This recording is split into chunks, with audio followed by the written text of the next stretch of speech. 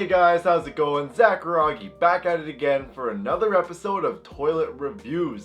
Today we have something very special. So it's a livestock raffle win, and I haven't won on livestock in years, so it's very special to me. Also, because it happens to be one of my favorite shoes of all time, we have the Jordan 1 patent BREDs right here. Oh my god. So guys, before we get into these, you guys know what to do. Don't forget to subscribe and hit the bell icon as well so you never miss an update. Also, don't forget to like and comment on the video. So guys, let's start talking about these. It goes without saying, the Jordan 1 BREDs are an all-time classic. One of the best Jordan 1 colorways of all time.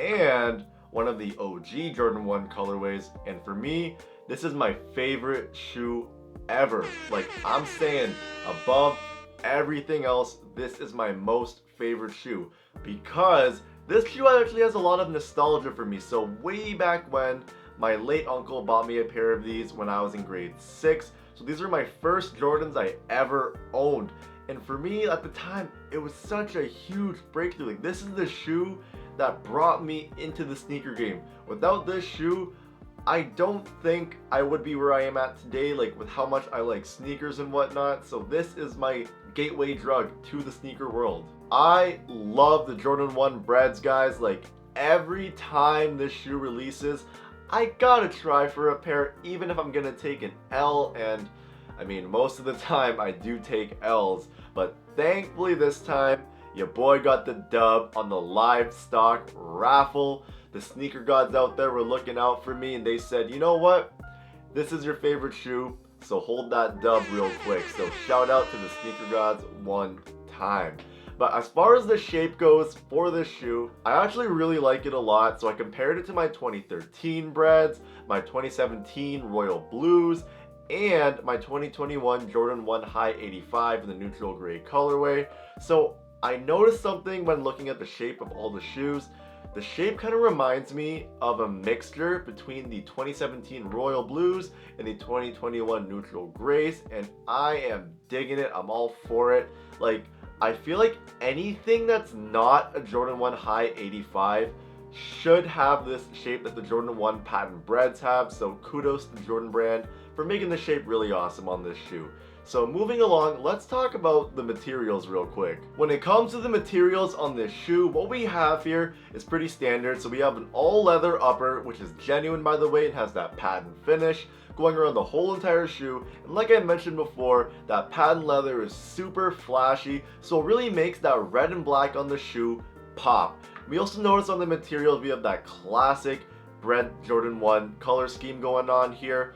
Also on the tongue, we do have a nylon material, which is pretty standard for your Jordan 1s. So one thing about the materials I want to know is that patent leather isn't very comfortable on foot. So one thing that Jordan brand did to offset that is they actually made the sock liner super padded. Like, this is way more comfortable and way more padded than other Jordan 1s that I own, and I just love it. Jordan brand did an amazing job with it.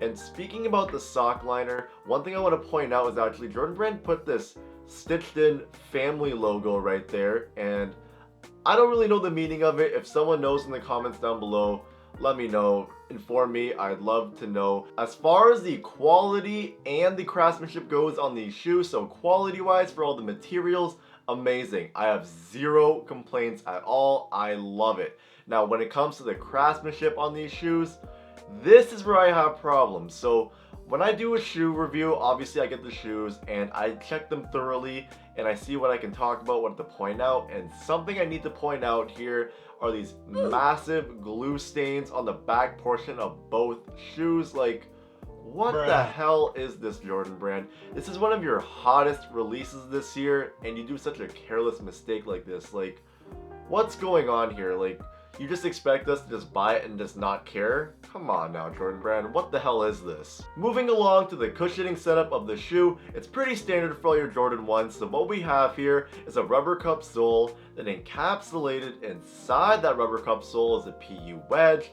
then encapsulated inside of that is an air sole unit, and that air sole unit is the reason we call these shoes Air Jordans.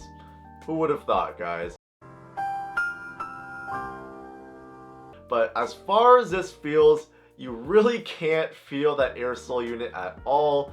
Like, the way Jordan 1 feels is nothing too significant. Like, the saving grace of it is the foam insole that the shoes do include. And speaking about the foam insole, I was a little bit disappointed to find out that it wasn't a polyurethane insole. I mean, I thought it was pretty standard for OG colorways to have that, but these guys don't, so I'm kind of like, what the hell's going on here? There's no consistency, because I do know in other retro models, they do include a polyurethane insole for these OG colorways. So Jordan brand, you gotta be more consistent with that. But overall, guys, from a try-on standpoint, these ones do feel a little bit better. I feel like they did improve their foam insole a little bit, but obviously I do know how it's gonna feel over time, and that foam insole can't last forever. So if I'm gonna want to wear these more and more, I'm probably gonna change the insole or just deal with it like I normally do. Also, let's not forget that classic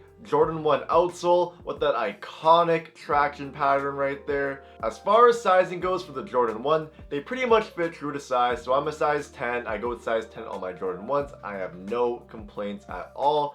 If you're a wide footer, narrow footer, have some sort of weird shaped foot, definitely try them on store if you get a chance to. And if they don't have a Jordan 1 high in the stores you go to, you can also try on the lows and the mids as well to get a feel for the Jordan 1 high, because they all fit the same way. Overall, guys, the Jordan 1 BRED will forever be an all-time classic, and this year's rendition just adds to that awesome legacy of the shoe. So I'm giving these guys a score of 9 out of 10, and the only reason I'm docking that 1 point is just because of the patent leather and those terrible, careless glue stains on the back of my shoes. But other than that, guys, you can't go wrong with these at all.